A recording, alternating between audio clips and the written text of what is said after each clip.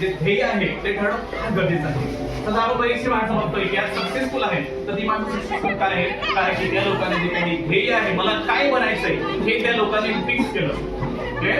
आणि फक्त ते काय बनायचं फिक्स करायचं नाहीये, आपण ते प्रत्यक्ष कृतीत आणायचं आहे. बरोबर ना?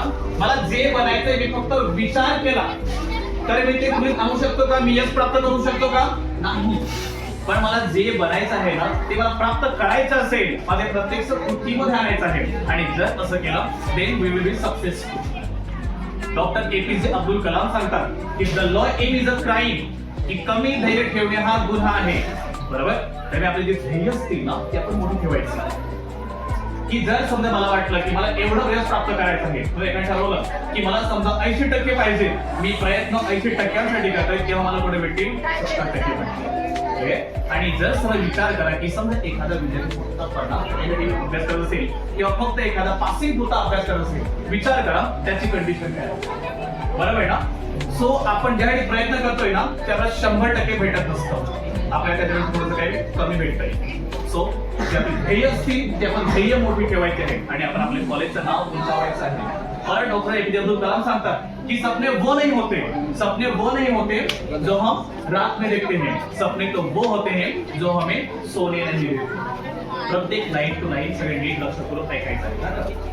किंवा सपने वो नहीं होते जो हम सोते हुए देखते हैं, सपने वो नहीं होते जो हम सोते हुए देखते हैं, सपने तो वो होते हैं जो हमें सोने नहीं देते. तर स्वप्न असे बघायची की आपल्याला झोपच लागणार नाही. आज संध्याकाळी बघायला गेलं मी आरामात झोपू शकतो का? कारण की मी ध्येय फिक्स केलं नाहीये.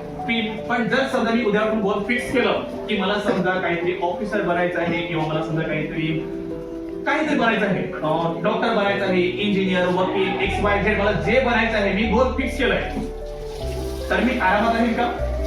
मी नक्कीच अभ्यास करेन. मी ते प्राप्त करत धडपड करेन. आणि ती धडपड आपण करायची आहे ती केव्हा करा तुम्ही? जेव्हा आपण जे ध्येय आहे ते फिक्स कराल त्यावेळेस. मी सांगू इच्छितो की जेव्हा आपण प्रयत्न करतोय, कधी काही समजा अपयश येतंय, त्या अपयशाला आपण खचून जायचं नाही, आपण सामना करायचा. मग सांगतात की आयुष्यात स्वतःला कधी उद्ध्वस्त होऊ देऊ नका. आयुष्यात स्वतःला कधी उद्ध्वस्त होऊ देऊ नका, कारण की लोक ढासायला घरात विटा सुद्धा सोडत नाही.